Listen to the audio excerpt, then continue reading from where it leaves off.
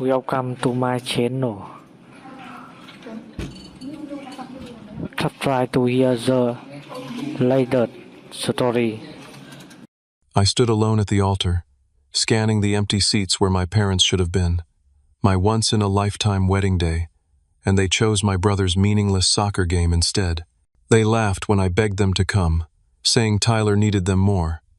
The wedding photos captured my heartbreak and went viral overnight. My in-laws were livid.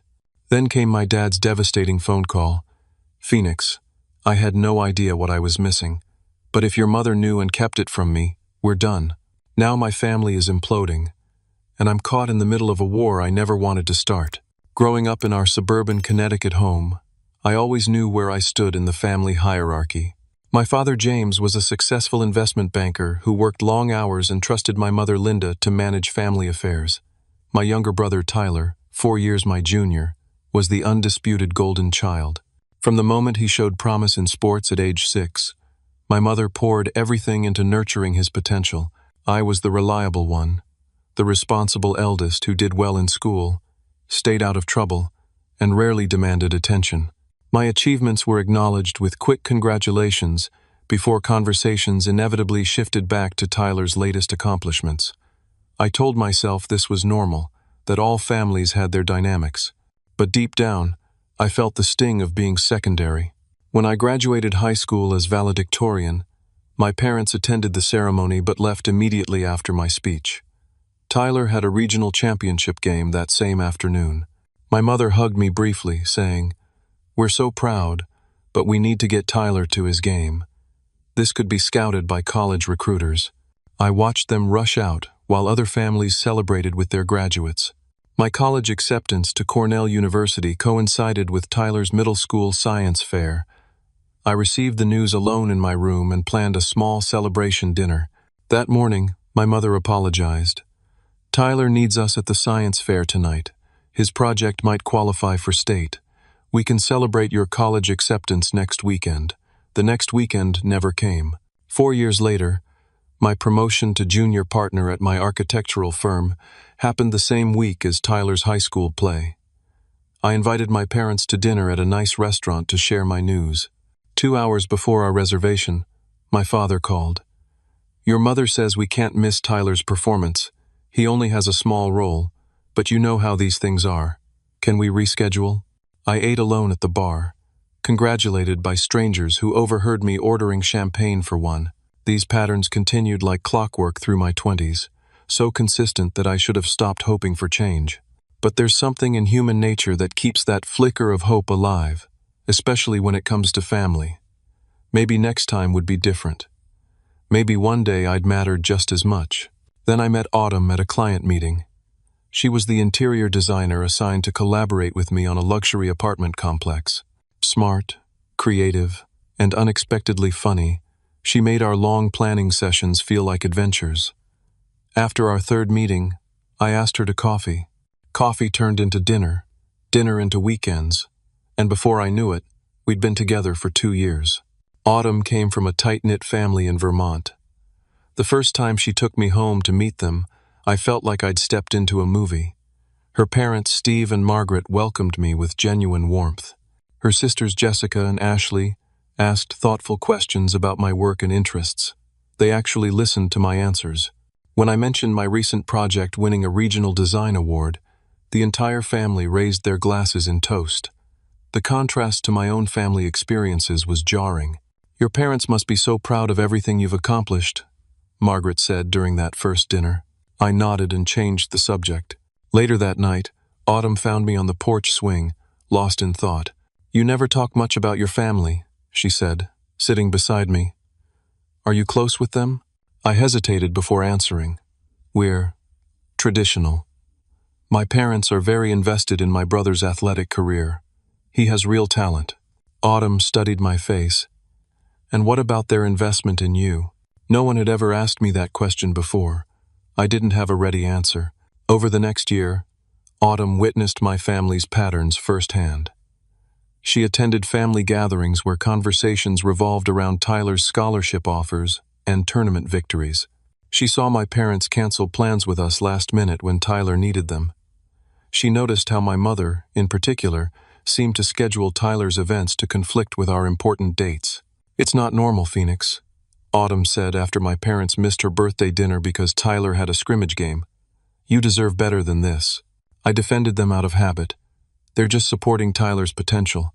Sports scholarships are competitive, and architectural awards aren't? You're nationally recognized in your field at 32. When was the last time they acknowledged that?" She was right, but changing 32 years of family dynamics seemed impossible. I continued hoping for recognition while simultaneously bracing for disappointment. Then came the discovery that changed everything. While helping my parents move some boxes from their attic during spring cleaning, I found a collection of old family videos. Feeling nostalgic, I took them home to watch. Among footage of birthdays and holidays, I found something disturbing. A video from when I was 17 showed my mother in the kitchen on the phone. I could clearly hear her speaking to Tyler's middle school coach. "Is there any way to move Tyler's game to the 23rd? Phoenix has some academic award thing on the 22nd, and it would be so much more convenient if they didn't conflict." She paused, listening. "Oh, the 23rd doesn't work for the other team? What about the 22nd at 4? Phoenix's event starts at 2, so we could make an appearance and then leave for Tyler's game." I sat stunned as the video continued. This wasn't a one-time occurrence. In the background of family gatherings, birthday parties, and holidays, my mother was constantly on the phone, deliberately scheduling Tyler's events to conflict with my milestones. The manipulation had been intentional all along.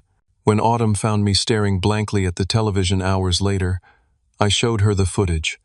Her face darkened with anger. "Phoenix, this is emotional abuse," she said firmly. "She's been systematically ensuring you're always second place." For the first time, I couldn't defend my mother's actions. The evidence was irrefutable, captured in her own words, and preserved for years without her knowledge.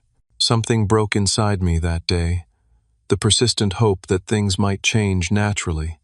If change was coming, I would have to demand it. By our 3rd anniversary, I knew Autumn was the person I wanted to spend my life with. She had shown me what unconditional support felt like. She celebrated my victories, comforted me through setbacks, and never made me feel like I had to earn her attention. I planned my proposal carefully, designing a custom ring inspired by the architectural elements of the building where we first met. On a crisp October evening, I took her to the rooftop garden of that same building, now completed and illuminated against the twilight sky. Surrounded by the city lights and the structure we'd helped create together, I asked her to marry me. "Yes," she said immediately, eyes shining with tears. 1,000 times yes. We called her parents first. Their joyous reaction echoed through the phone as they demanded details and insisted on celebrating as soon as possible. When we called my parents, my mother answered. "That's nice, dear," she said after I shared our news. "Tyler just got invited to a special training camp this weekend. College scouts will be there. We're so excited." I forced myself to continue. "We'd like to have a small engagement dinner next Saturday. Would you and Dad be able to make it?" "Oh, I'm not sure. Let me check Tyler's schedule." In the background, I could hear my father asking who was calling. "It's Phoenix," my mother said. "He's engaged to Autumn." My father took the phone. "Congratulations, son. That's wonderful news. Of course we'll be at the dinner. Just tell us when and where." I heard my mother protesting in the background, but for once, my father stood firm. "Linda, our son is engaged. Whatever Tyler has going on, he can handle it without us for one night." That small act of support from my father gave me hope that perhaps things could change. Maybe my engagement would be important enough to shift the family dynamic. The engagement dinner at Autumn's parents' home was warm and festive. Her father, Steve, toasted our happiness with tears in his eyes. Her mother, Margaret, had prepared all my favorite foods after quietly asking Autumn what I enjoyed. Her sisters presented us with a scrapbook of our relationship, containing photos they'd collected from the beginning. I was overwhelmed by their thoughtfulness. My parents arrived 30 minutes late. My mother immediately mentioned the traffic they'd hit coming from Tyler's practice. My father, however, seemed genuinely happy to be there. He brought a good bottle of champagne and engaged Autumn's family in conversation. For brief moments, when my mother was distracted, I caught glimpses of the father I'd always wanted, interested, proud, and present. As wedding planning began, Autumn and I agreed on a September ceremony the following year. We selected a beautiful restored barn venue in the countryside between our hometowns. We checked with all family members about potential conflicts before placing our deposit. September 14th is completely clear, my mother confirmed when I called specifically to verify. Tyler's soccer season doesn't start until October that year. With the date secured, we threw ourselves into planning. Autumn's family was involved every step of the way. Her mother and sisters joined us for cake tastings and decor selections. Her father helped research photographers and bands. My parents remained largely uninvolved, despite my attempts to include them. 6 months before the wedding, I organized a special dinner to share our wedding details with my family. I reserved a private room at my father's favorite steakhouse and planned to walk them through the ceremony details, hoping to make them feel included. 3 hours before dinner, my mother called. "We can't make it tonight," she said. "Tyler has a practice session with his new private coach." "Mom, this dinner is about the wedding," I said, trying to keep frustration from my voice. "I've made reservations at Dad's favorite restaurant. Can Tyler's practice be rescheduled? This coach is very exclusive, Phoenix. He only had this one opening. Your brother's future depends on making the right connections." I took a deep breath. "And my future is being built right now, too. This wedding is important to me. It's just dinner, Phoenix. We can talk about wedding stuff anytime." I went to their house the next day instead, bringing the information packets I'd prepared. My mother flitted in and out of the living room as I showed my father the venue photos and explained the timeline. "This is going to be a once-in-a-lifetime event," I emphasized, looking directly at both of them when my mother briefly sat down. "Having you both there means everything to me. I've never asked for much, but I'm asking for this. Please make sure you keep September 14th completely free." "Of course we'll be there, son," my father said, clapping my shoulder. "Wouldn't miss it for the world." My mother nodded absently, already checking her phone. The months passed in a blur of preparations. Autumn's family continued to be enthusiastically involved, while my parents remained distant. I told myself it didn't matter as long as they showed up on the day. 4 months before the wedding, I attended my cousin Grace's baby shower. While helping clean up afterward, I overheard a conversation that made my blood run cold. My mother was in the kitchen speaking to someone on the phone. "Coach Williams, thank you so much for considering this special request," she said warmly. "I know the regular season is over by then, but this exhibition game would mean so much to Tyler. September 14th would be perfect. The other parents are already on board." I stepped closer, unable to believe what I was hearing. "Yes, I understand it's unusual to schedule a game after the season ends," my mother continued.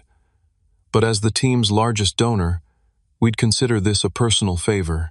Tyler needs this opportunity to showcase his skills before college recruitment begins in earnest."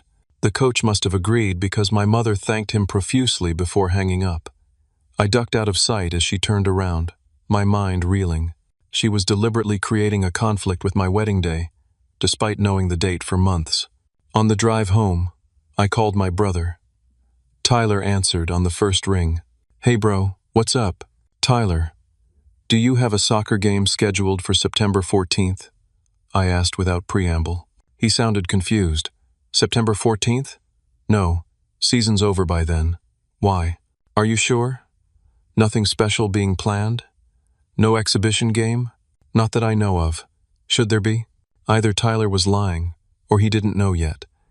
Given how our mother operated, I suspected the latter. When I told Autumn what I'd overheard, she was livid. "Phoenix, you need to confront her. This is crossing every line." I agreed, but decided to wait and gather more information first. I needed to be certain before making accusations that could damage our already fragile relationship. 2 days later, I had my confirmation. A teammate of Tyler's named Jason worked part-time at the coffee shop near my office. When I stopped in, he mentioned the special game being arranged. "Your mom is going all out for this one," Jason said as he prepared my order. "Coach says it's just an exhibition match, but she's treating it like the World Cup. September 14th, right? Aren't you getting married that day? The last piece of the puzzle fell into place. My own mother was deliberately creating a conflict to ensure my parents would miss my wedding. And worse, she was lying to everyone about it, including my father. 1 week before the wedding, final details needed confirmation. Autumn and I had spent months planning every aspect of our day. Her parents had been invaluable, helping with vendor coordination and last-minute adjustments. My parents remained notably absent from the process. Still, I held on to hope that they would prioritize my wedding day. Despite overhearing my mother's machinations, I wanted to believe my father would insist on attending. I drove to their house on Saturday morning, armed with the final schedule and seating arrangements. My parents were having breakfast when I arrived. Tyler was home from college for the weekend, scrolling through his phone at the kitchen table. The scene looked deceptively normal, a family enjoying weekend breakfast together. "Phoenix! Good to see you," my father said, rising to greet me. "Wedding's coming up fast, isn't it? Coffee?" I accepted the cup and sat down, trying to calm my nerves. I brought the final schedule for next Saturday. The ceremony starts at 2, but family should arrive by noon for photos. My mother and father exchanged a look I'd seen countless times before. My stomach dropped even before they spoke. "About that," my mother began, her voice taking on the sympathetic tone that always preceded disappointment. "We should have mentioned this sooner, but Tyler has a very important game that day, a special championship match that could determine his college scholarship opportunities." I stared at her, unable to process the audacity of the lie. Tyler looked up briefly, then back at his phone, seemingly uncomfortable. "A championship game?" I repeated. "In September? Before the regular season starts?" My mother nodded confidently. "It's a special preseason tournament, very exclusive. Only the best players get invited." "That's not possible," I said flatly. "I confirmed with you months ago that September 14th was clear. I specifically chose that date because you said there were no conflicts." "Well, this opportunity came up unexpectedly," she replied, spreading jam on her toast with steady hands. "These things happen, Phoenix. I'm sure you understand how important this is for Tyler's future." I turned to my father, searching for an ally. "Dad, this is my wedding day, a once-in-a-lifetime event. I've been planning this for over a year." My father looked uncomfortable, glancing between my mother and me. "Son, I understand this is important to you, but this game could affect Tyler's entire future. Scouts from major universities will be there, and my wedding won't happen again," I countered, my voice rising despite my efforts to stay calm. "This is the day I commit to spending my life with someone I love. Don't you think that deserves your presence?" My mother laughed lightly, as if I were being dramatic. "Phoenix, it's just a party. We can see the photos and watch the video afterward. Tyler needs us physically present at his game. You're an adult. You don't need your parents hovering over you on your wedding day." Her dismissive tone struck me like a physical blow. 33 years of similar moments flashed through my mind. Achievements diminished, needs ignored, presents requested but denied. Always for Tyler. Always with the same excuse. He needed them more. "This isn't just any day," I said, struggling to keep my voice steady. "This is my wedding. I'm only going to have one. I'm begging you both to be there. Please don't miss this. You'll have Autumn's family there," my mother said dismissively. "And all your friends. You'll hardly notice we're not there." "I'll notice," I said quietly. "I've noticed every time you've chosen Tyler over me. How could I not notice when you're absent from my wedding?" Tyler finally looked up from his phone, his expression uncomfortable. "Bro, it's not that big a deal. Mom and Dad have always come to your stuff. One missed event won't kill you." I turned to him, incredulous. "Always come to my stuff? Name one important event of mine they haven't missed or left early from in the past 10 years. He opened his mouth, then closed it again, unable to provide an example. I stood up, gathering the papers I'd brought. "The ceremony is at 2 o'clock. Family photos start at noon. I'm asking you one last time to be there. We can't miss Tyler's game," my mother said firmly. "I'm sorry if that hurts your feelings, but his future is at stake." "And what about my future?" my happiness? Does that factor into your decisions at all? My father at least had the decency to look ashamed. Phoenix, try to understand. This is complicated. No, Dad. It's actually very simple. You're choosing to miss your firstborn son's wedding for a soccer game. There's nothing complicated about that. I left their house with a heaviness in my chest that felt like concrete. In my car, I called Autumn, my hands shaking so badly I could barely hold the phone. "They're not coming," I said when she answered. "They're choosing Tyler's game over our wedding." Autumn's response was immediate and fierce. "That's absolutely unacceptable. Did you tell them how important this is to you?" I begged them.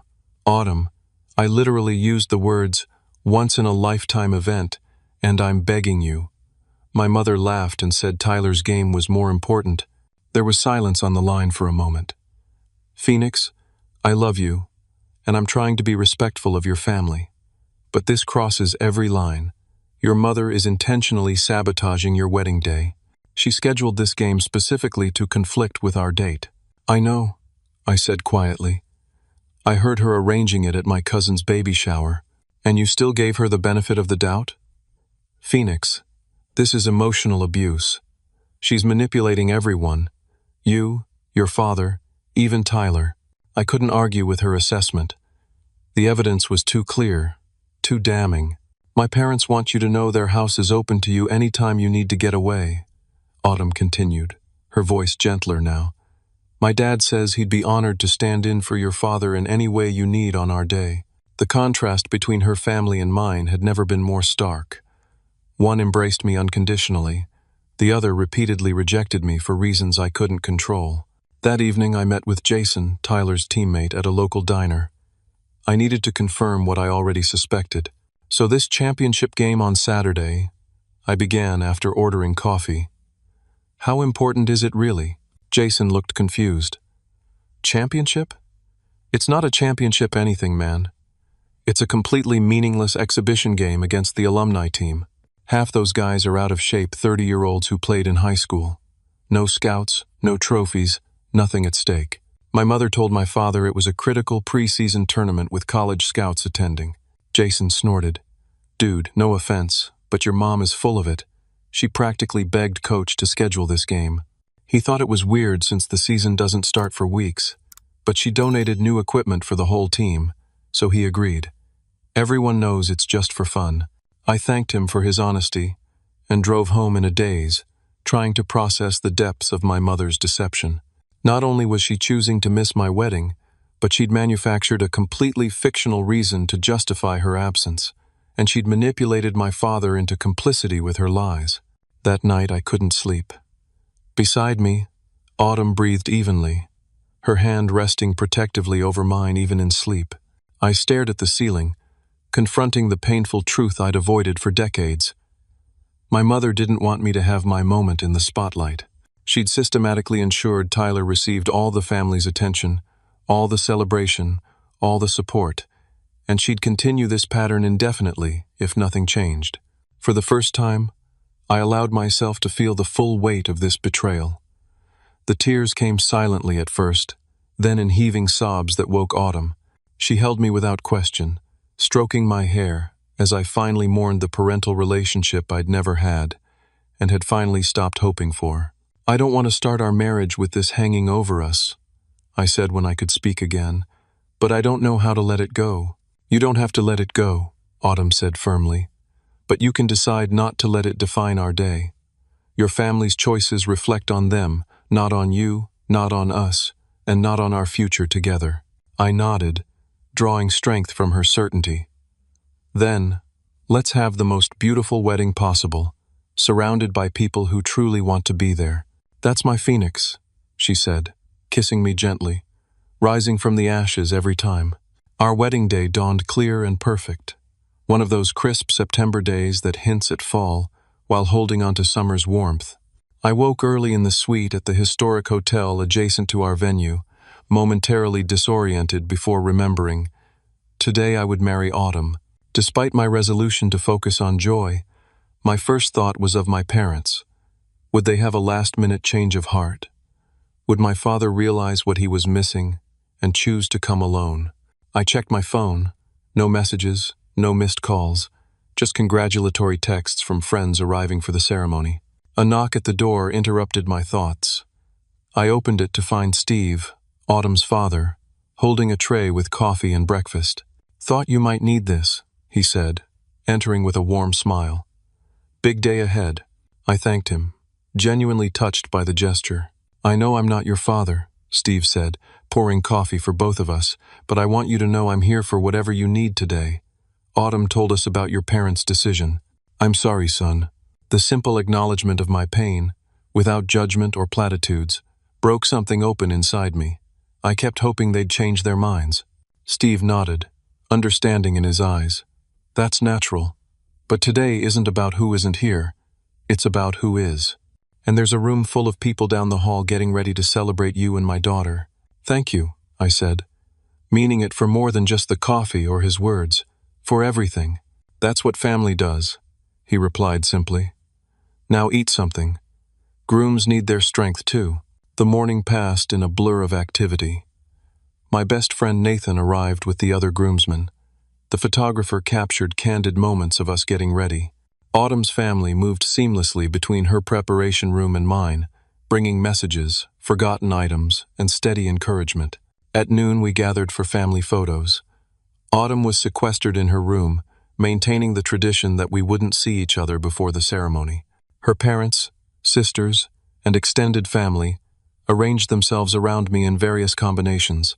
No one mentioned the empty spaces where my parents should have been, but I felt their absence like phantom limbs. When it was time for the ceremony, I took my place at the altar, scanning the gathering crowd one last time. The seats reserved for my parents remained conspicuously empty. Steve noticed my gaze and stepped forward. "I'd be honored to stand with you until Autumn arrives," he said quietly. I nodded gratefully, unable to speak past the lump in my throat. He took his place beside me, a steadying presence as the music began and guests settled into their seats. The ceremony itself was everything we'd planned, personal, meaningful, and focused on our commitment to each other. When Autumn appeared at the end of the aisle, radiant in her gown, the sight of her drove all other thoughts from my mind. This was what mattered, the life we were choosing to build together. We exchanged vows we'd written ourselves. I promised to create a home where she would always feel valued and celebrated. She promised to stand with me through whatever challenges life brought. Neither of us mentioned family directly, but the subtext was clear to those who knew our story. As we were pronounced husband and wife, our guests erupted in applause. I kissed my new wife, overwhelmed with joy and love despite the day's undercurrent of loss. Our photographer, Thomas, captured the moment perfectly. Autumn and me in our first embrace as a married couple, surrounded by friends and her family, with 2 empty seats visible in the background. The reception followed in the beautifully decorated barn. Fairy lights twinkled overhead, and long tables were adorned with wildflowers and candles. The meal, music, and dancing created the celebration we'd envisioned. If guests noticed my parents' absence, they were kind enough not to mention it. During the father-daughter dance, Steve held Autumn tenderly, both of them teary-eyed. When the song ended, Steve approached me. "Your turn, son," he said, gesturing to where Autumn stood waiting. "There's no mother-son dance on the program," I said, confused. "I know, but you should have this moment too." He guided me to the dance floor where Margaret, Autumn's mother, waited with a warm smile. "May I have this dance?" she asked simply. I took her hand, fighting back tears as she stepped into the role my mother had abandoned. As we moved around the floor, Margaret spoke quietly. "The day Jessica was born, I made a promise that I would celebrate every important moment in her life. I made the same promise when Ashley arrived, and again when Autumn came into our world. Today, I'm making that promise to you too, Phoenix. Your joy matters to us." I couldn't respond, but she seemed to understand. We finished the dance in comfortable silence, and when it ended, she hugged me firmly. "Welcome to the family, son." The rest of the evening passed in a haze of happiness tinged with melancholy. By all objective measures, our wedding was perfect. Beautiful setting, delicious food, heartfelt speeches, and a dance floor that stayed packed until midnight. Yet the absence of my parents cast a shadow I couldn't completely outrun. Thomas, our photographer, approached me near the end of the night. "I've been capturing candid moments all day," he said, showing me his camera screen. "But there's one I think you should see now." The photo showed me at the altar just before the ceremony began. I was looking toward the entrance. My expression, a complex mixture of hope, disappointment, and resignation, as I registered my parents' empty seats. Steve stood supportively at my side, his hand on my shoulder. "It's a powerful image," Thomas said quietly. "It tells a story beyond just a wedding day." I nodded, unable to disagree. "Thank you for capturing the truth." 2 days later, as Autumn and I prepared to leave for our honeymoon, Thomas sent us a preliminary collection of photos. They were stunning, joyful, intimate, and beautifully composed. Before switching off my phone for our trip, I impulsively posted one to my social media accounts. The image of me at the altar, waiting and realizing my parents weren't coming, juxtaposed with a second photo of Autumn and me surrounded by her loving family during the reception. I captioned it simply, "Family is who shows up. Thank you to those who did." I thought nothing more of it as we flew to our honeymoon destination, deliberately disconnecting from phones and internet for a week of uninterrupted time together. Our honeymoon was blissful, a perfect beginning to our married life, unmarred by family drama or painful absences. For 7 days, we existed in our own world of beaches, adventures, and intimate conversations about our future. When we returned and switched our phones back on, my peaceful bubble immediately shattered. My social media post had gone viral, shared hundreds of thousands of times with supportive comments flooding in. News outlets had picked up the story. Groom's parents skip wedding for brother's soccer game. My private family drama had become public discourse. Dozens of missed calls and messages awaited me, from friends offering support, from estranged family members expressing shock, and finally, from my father. His voicemail sounded desperate. "Phoenix, call me back as soon as you get this. Things are falling apart here. Your mother and I. Just call me, please." Autumn watched me listen to the messages, concern etched on her face. "What do you want to do?" I took a deep breath. "I need to understand what's happening before I respond to anyone." We scrolled through news articles together. The story had clearly struck a nerve, with thousands sharing similar experiences of family favoritism and parental absence. In the comments, people speculated about my family dynamics, some accurately identifying patterns of narcissistic parenting in my mother's behavior. Most concerningly, someone had identified my parents and our hometown. Local reporters had approached them for comment. According to one article, my mother had claimed she thought the wedding was just an informal party and would have attended had she understood its importance. My father was quoted as being unaware of the significance of the event. The final blow came from an unexpected source. Autumn's father had apparently been approached by reporters and had given a statement. "As Phoenix's new father-in-law, I'm outraged by his parents' choice to miss this important day." Every parent receives invitations to countless events in their children's lives. The critical skill is discerning which ones are truly once-in-a-lifetime moments. Phoenix clearly communicated that his wedding was such an occasion. His parents' decision reflects on them, not on him. The public nature of Steve's defense touched me deeply while simultaneously escalating the situation beyond anything I'd imagined. This was no longer a private family matter but a public referendum on my parents' choices. My phone rang again. This time it was Tyler. "Dude, what the hell?" he demanded when I answered. "Why would you post that and humiliate our parents?" "I didn't intend for it to go viral," I said honestly. "I was just sharing my wedding photos, with a caption designed to make Mom and Dad look terrible. Do you have any idea what's happening here? Mom's crying constantly. Dad's barely speaking to her. Our phone is ringing off the hook with relatives asking what kind of parents miss their son's wedding for a soccer game." "A fake soccer game," I corrected quietly. "An exhibition match with no significance that Mom deliberately scheduled to conflict with my wedding." There was silence on the line. Then, "What are you talking about? Ask Jason, or any of your teammates. Mom manipulated the coach into scheduling that game specifically on my wedding day. There were no scouts, no championship, nothing at stake." That can't be true, Tyler said, but his voice lacked conviction. It is true. And deep down, I think you know it. Another silence. Mom and Dad are fighting like I've never seen before. Dad keeps saying he didn't know, that Mom told him it was just some casual courthouse thing, not a real wedding. This new information hit me like a physical blow. She lied to him about what it was? Are you serious? Apparently. Look, Phoenix, I don't know what the truth is anymore, but our family is imploding. Dad moved out last night after finding your formal wedding invitation hidden in Mom's desk. He's saying if she deliberately kept him from your wedding, they're done. I sat down heavily, trying to process this development. My mother's deception went deeper than I'd imagined. She hadn't just scheduled a conflict, she'd actively misrepresented my wedding to my father to ensure his absence as well. Phoenix?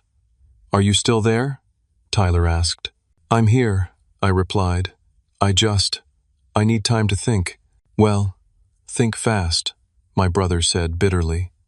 Because things are falling apart, and you started it. No, Tyler, I didn't start this. Mom's been orchestrating this dynamic our entire lives. The only difference is now other people can see it too. After hanging up, I turned to Autumn, who had heard everything. My father didn't know, I said numbly.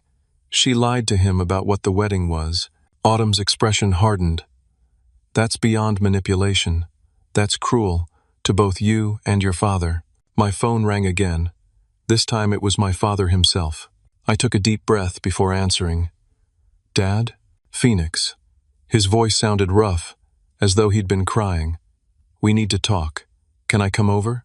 20 minutes later, my father was sitting in our living room, looking like he'd aged a decade since I'd last seen him. His normally neat appearance was disheveled, unshaven, wearing wrinkled clothes that suggested he'd slept in them. I didn't know, were his first words after declining coffee. I swear to you, Phoenix, I had no idea what I was missing. What did Mom tell you about the wedding? I asked quietly. He ran a hand through his graying hair. She said you and Autumn were having a small civil ceremony at the courthouse with just a few friends, that there would be a proper reception later we could attend. He looked up, anguish in his eyes. She said you understood we needed to be at Tyler's game and were fine with it. The calculated nature of my mother's lies stunned me into momentary silence. When I saw those photos, my father continued, his voice breaking. The venue, Autumn in her wedding gown, you waiting at the altar. It was obviously a formal wedding, a beautiful one I should have been at. I sent formal invitations months ago, I said. I brought schedules to the house. I specifically told both of you it was a once-in-a-lifetime event. My father nodded miserably. I know that now. When the story broke, I searched the house and found the invitation hidden in your mother's desk drawer. She never showed it to me. And when you visited, she always made sure I was busy or distracted when you discussed wedding details. How could you not know, Dad? I literally begged you both not to miss it. I thought you were being dramatic about a courthouse appointment, he said, shame evident in his voice. Your mother is very convincing, Phoenix. She's been managing our family schedule for 30 years. I trusted her completely. A heavy silence fell between us.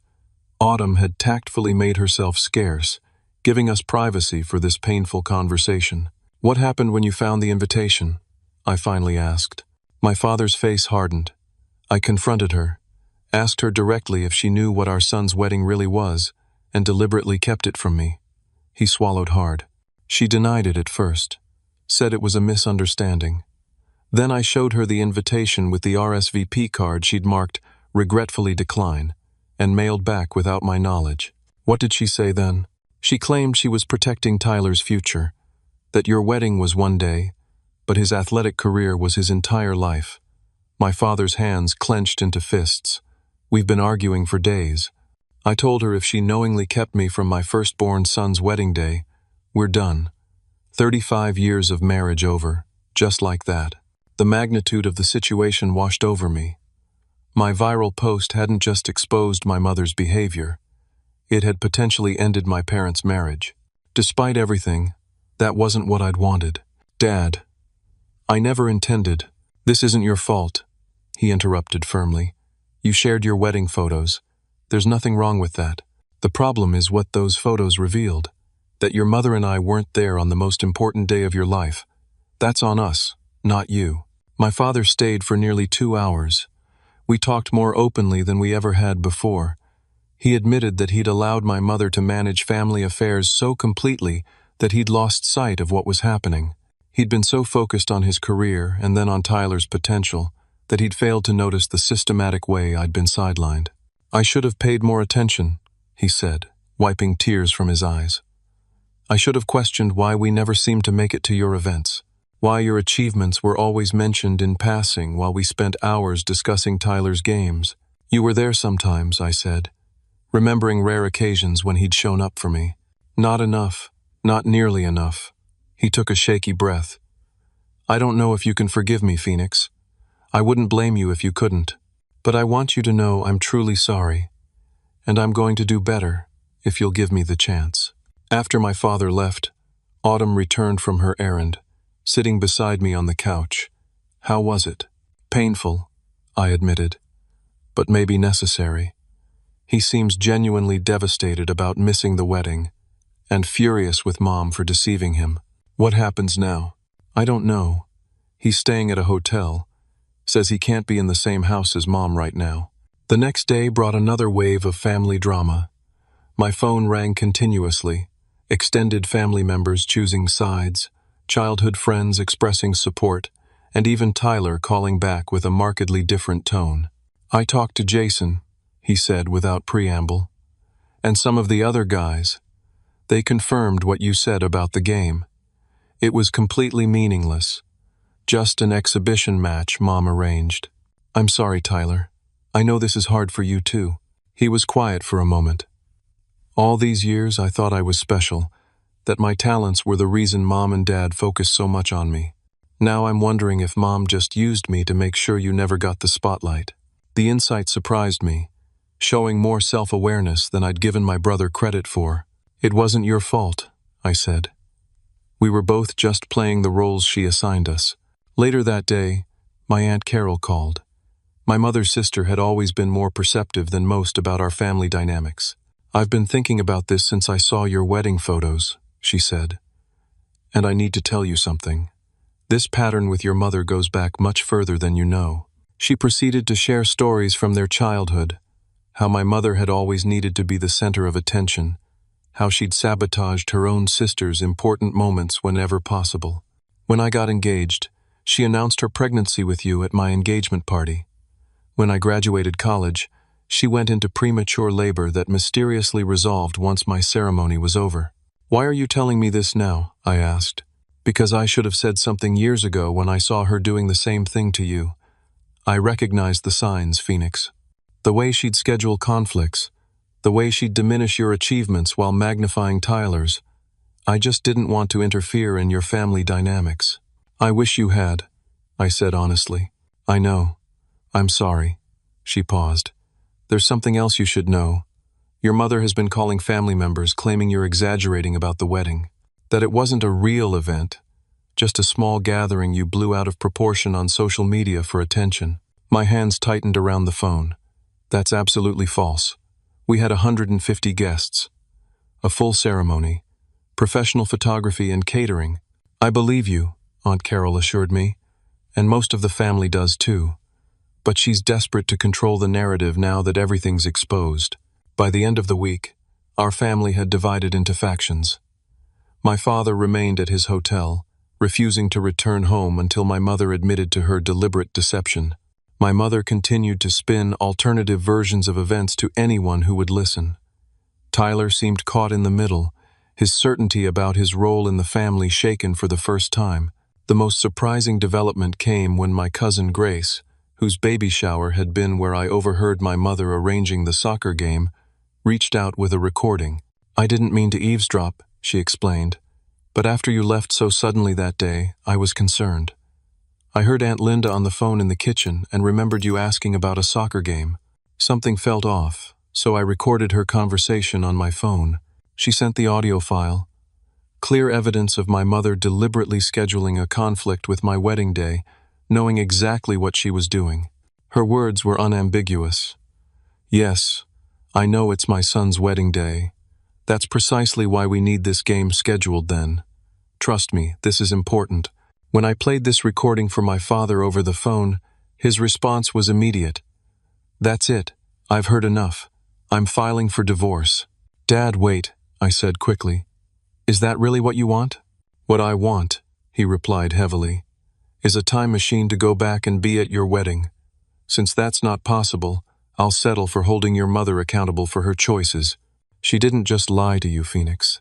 She lied to me for decades, manipulating our entire family structure. I can't stay married to someone capable of that level of deception. The situation had escalated beyond anything I'd anticipated. What began as personal disappointment about my parents missing my wedding had evolved into a full family implosion. My parents' marriage was on the brink of ending. Extended family members were taking sides. Tyler was questioning his entire childhood, and at the center of it all was my mother, still denying any deliberate wrongdoing despite mounting evidence to the contrary. Autumn found me that evening, staring blankly at the wall, overwhelmed by the cascade of revelations and consequences. This isn't what I wanted, I told her. I never intended to blow up my entire family. You didn't do this, she said firmly, taking my hands in hers. Your mother's actions over many years did this. All you did was get married and share your photos, like millions of people do every day. But if I hadn't posted those specific images, then your mother would have continued manipulating everyone without consequence. Autumn interrupted. Phoenix, this isn't your responsibility to fix. Some things need to break before they can heal properly. I knew she was right, but the weight of it all still pressed heavily on me. Generations of family dysfunction had culminated in this moment of reckoning, and somehow I'd become the catalyst. What happened next would determine whether our family shattered completely or found a way to rebuild on more honest terms. After a week of chaos, I decided it was time to take control of the situation rather than continuing to react to each new development. The constant calls, messages, and escalating family drama were consuming our lives and overshadowing what should have been a joyful time for Autumn and me as newlyweds. I need to address this head-on, I told Autumn over breakfast.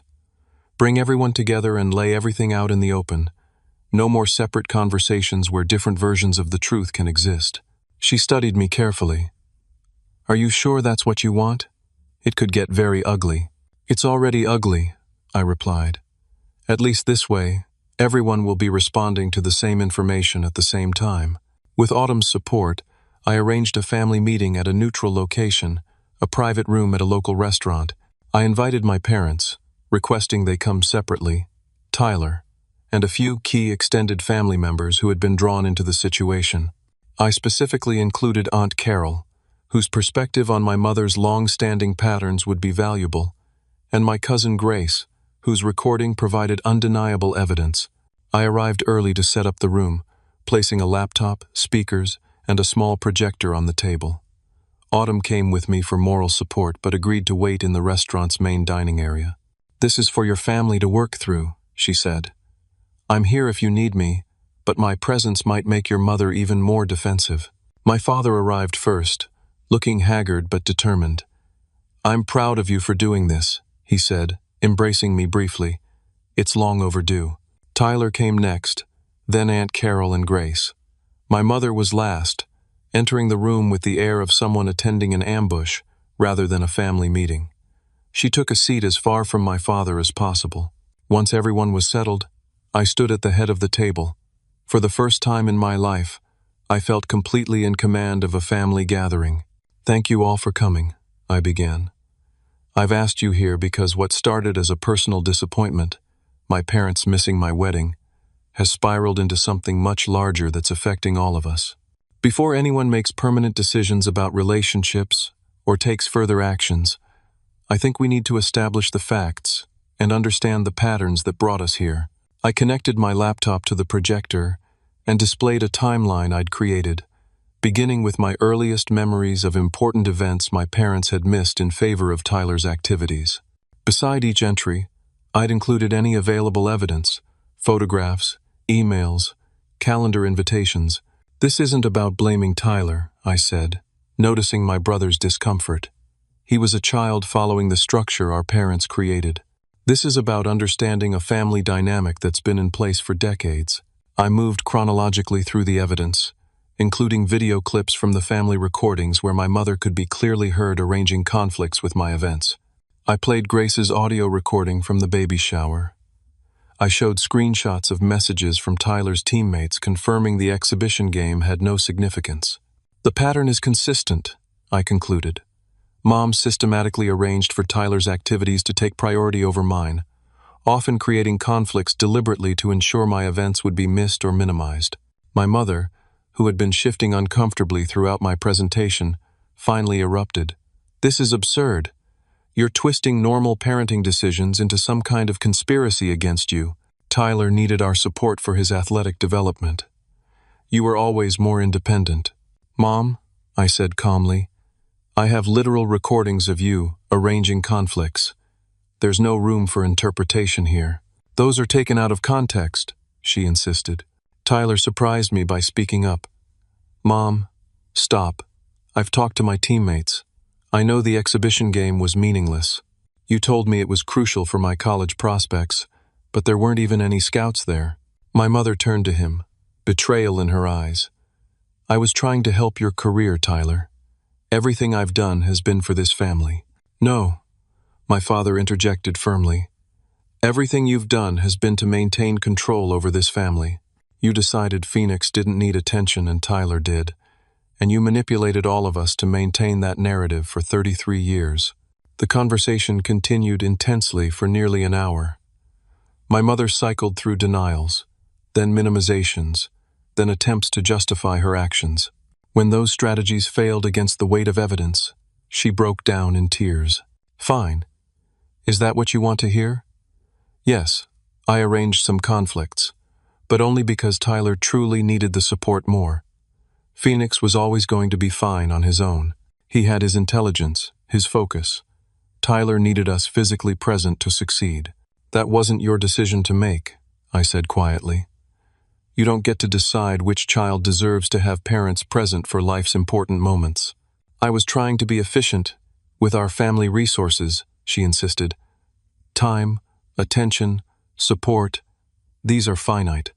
I was allocating them where they seemed most needed.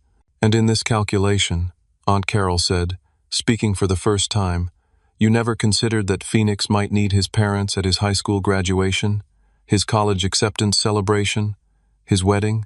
My mother looked away. "He had other people. He always had friends, mentors, eventually Autumn and her family. Tyler only had us. That's because you deliberately isolated him to maintain his dependence," my father said, his voice laced with a new understanding. "You made sure you were his only source of support while encouraging Phoenix to look elsewhere." The raw truth of this observation hung in the air. My mother had no response. After another lengthy silence, I spoke again. "I didn't call this meeting to punish anyone or to force apologies. I called it because I'm establishing boundaries going forward. I'm married now, building my own family with Autumn. I need to decide what role each of you will play in our lives, especially since Autumn and I are expecting a child." The announcement slipped out before I'd planned to share it. Autumn and I had confirmed the pregnancy just before our wedding, but had kept it private, intending to announce it after returning from our honeymoon. The timing wasn't how I'd envisioned sharing the news, but it served to underscore the stakes of this family reckoning. My father's face lit up briefly before sobering again as he processed the implications. Tyler looked genuinely happy for me. My mother's expression was unreadable. "Congratulations," Aunt Carol said warmly. "That's wonderful news." "Thank you," I replied. "And it's why this matters so much. I won't allow the same patterns to continue into the next generation. I won't have my child wondering why certain family members miss their important moments or feeling less valued than their cousins." I laid out my terms clearly. Anyone who wanted a relationship with me, Autumn, and our child would need to respect specific boundaries. No more manipulative scheduling, no more comparative treatment between family members, and most importantly, acknowledgement of past patterns rather than denial. "I'm particularly concerned about your behavior, Mom," I said directly. "You've shown no real recognition that your actions were harmful, despite overwhelming evidence.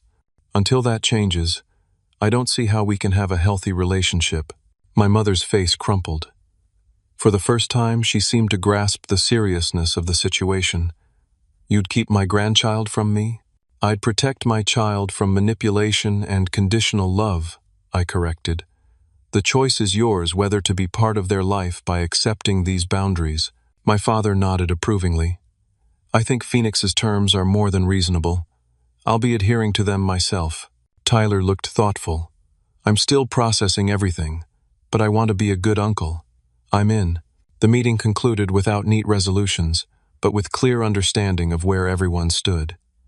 My mother remained the most resistant, unable or unwilling to fully acknowledge her responsibility. My father confirmed his intention to proceed with divorce. Tyler seemed genuinely committed to building a healthier relationship with me going forward. As people began to leave, my father pulled me aside. I meant what I said earlier. I'm proud of you, Phoenix. What you did today took tremendous courage. I learned something important recently, I told him. From Autumn and her family. Love isn't just a feeling. It's a choice you make every day in how you treat people. I'm choosing to break this cycle, even if it's painful in the short term. He nodded, eyes glistening.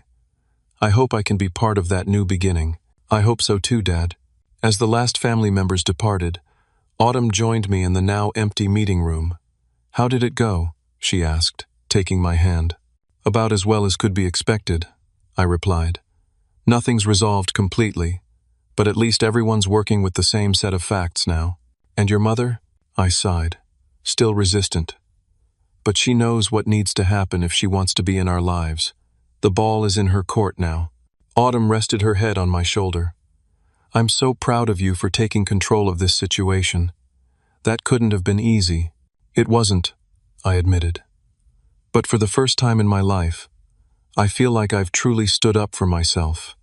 And more importantly, for our future, for our child. She placed my hand on her still flat stomach. This little one is lucky to have you, as their father. I'm going to be present for every moment, I promised. Every milestone, every achievement, every ordinary Tuesday. They'll never question whether they matter. As we left the restaurant together, I felt a profound shift in my perspective. The pain of my parents missing my wedding hadn't disappeared, but it had transformed into something constructive, the catalyst for breaking generational patterns that might otherwise have continued unchallenged. For the first time, I wasn't hoping for change from others. I was creating it myself. 6 months after our confrontation, spring brought new beginnings in more ways than one. Autumn's pregnancy was progressing beautifully, with a little girl due in early summer. We'd transformed our spare room into a nursery, painted pale yellow with woodland creatures dancing across one wall, Autumn's artistic touch making the space magical. In those months, our families had undergone significant transformations as well. My father had followed through with the divorce proceedings, moving permanently into an apartment closer to our home. Without my mother's influence, he'd become increasingly present in our lives, helping with weekend renovation projects and regularly checking in about the pregnancy. Tyler had surprised me with his commitment to rebuilding our relationship. He'd started therapy to work through his role in our family dynamics and the realization that he'd been manipulated as much as I had been. We were slowly developing the brotherly bond that had been artificially suppressed throughout our childhood. My mother remained the most resistant to change. After the family meeting, she'd cycled through various strategies, from tearful pleas to angry accusations to attempts at minimizing her actions. When those approaches failed to sway anyone, she'd retreated into isolation, communicating only through occasional texts that fluctuated between self-pity and superficial inquiries about the pregnancy. As my boundaries held firm, a subtle shift began. Her messages became less manipulative and more reflective. 2 months after our confrontation, she asked if she could meet with me one-on-one. Over coffee at a neutral cafe, she admitted for the first time that she recognized her behavior patterns. I had a difficult relationship with my own mother, she explained, not as an excuse but as context. She always favored my sister Carol. I think I unconsciously recreated that dynamic with you and Tyler, but with me in control this time. She paused, struggling visibly. I'm working with a therapist now. She's helping me understand why I felt compelled to manage everyone's relationships this way. It wasn't a complete transformation, but it was a beginning. I maintained my boundaries while acknowledging her efforts. I appreciate your willingness to look at this honestly. That's the first step toward being part of our lives going forward. Our relationship remained tentative, with carefully managed interactions and constant vigilance against slipping back into old patterns. But the effort seemed genuine on both sides. As autumn's due date approached, I had an idea that could potentially provide healing for everyone involved. After discussing it thoroughly with her, we decided to host a vow renewal ceremony at our home, timed to coincide with our first anniversary in September. It's not about replacing our original wedding, I explained when Autumn questioned whether this might erase the importance of what had happened. It's about offering a second chance, to ourselves and to my family, to experience a celebration of our commitment with everyone present this time. She considered this thoughtfully before agreeing. As long as we're doing it for the right reasons, not to paper over what happened, but to create a new memory alongside the original one. I sent personal invitations to each family member, including my mother. Her response came quickly, a tearful phone call accepting with gratitude and asking what she could do to help. I gave her a small, contained role in the preparations, a test she seemed to understand the significance of. The day of the vow renewal arrived warm and golden, much like our wedding day a year earlier. Our daughter Eleanor was 3 months old by then, a peaceful baby with Autumn's eyes, and everyone said, my contemplative expression. She wore a tiny dress that complemented her mother's simple renewal gown. We held the ceremony in our backyard, transformed with flowers and twinkling lights into an intimate garden setting. Unlike our wedding with its 150 guests, we invited only immediate family and closest friends, perhaps 30 people altogether. My father arrived early, eager to help with final arrangements. The joy on his face as he cradled his granddaughter reflected the healing that had begun. Tyler came next, bringing his new girlfriend Claire, whom he'd met through his therapy support group. When my mother arrived, there was a palpable tension that softened as she respectfully followed the boundaries we'd established. She didn't try to take over, didn't create drama, and most importantly, showed genuine happiness for our celebration without making it about herself. The ceremony itself was simple but meaningful. Autumn and I recommitted to our vows with Eleanor sleeping peacefully in her carrier nearby.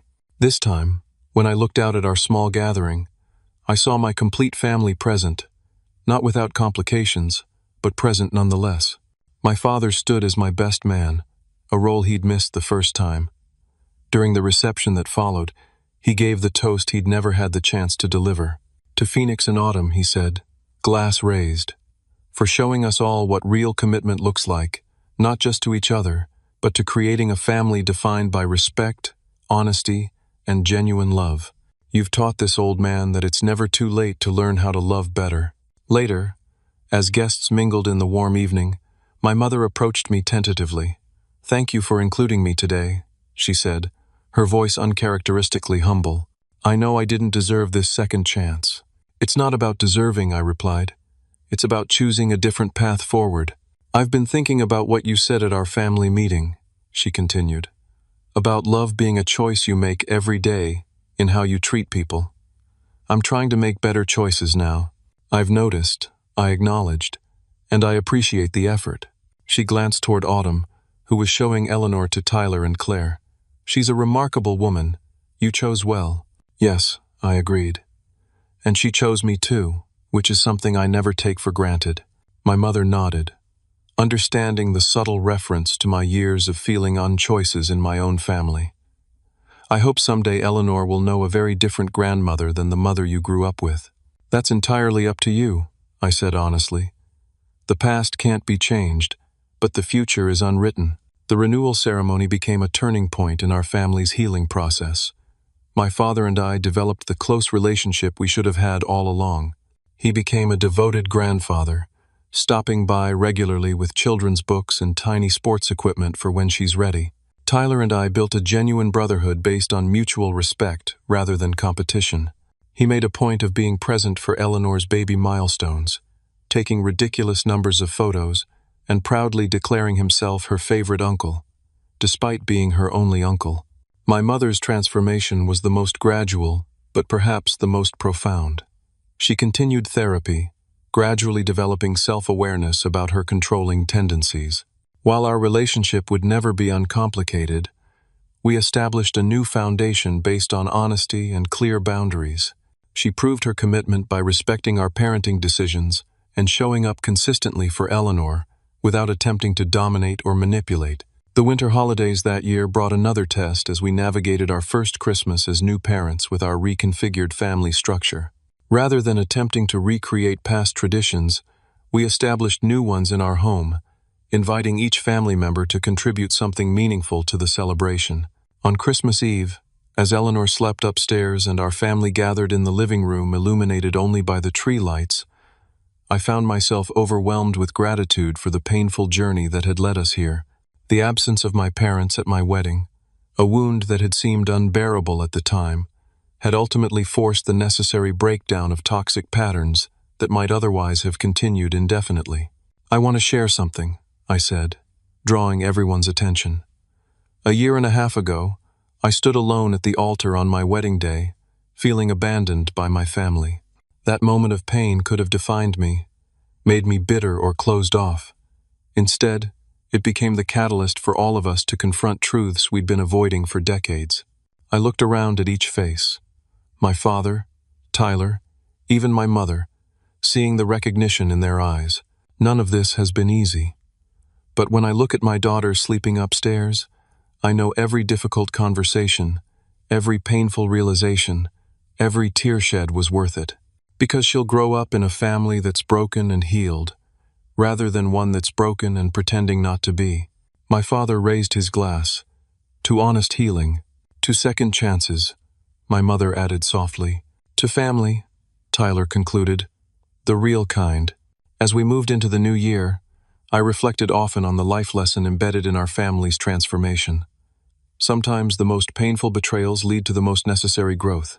True family isn't defined by obligation or blood, but by respect, honesty, and the daily choice to love actively through our actions. The breaking of what was allowed for the building of something stronger, more authentic, and ultimately more loving than what had existed before.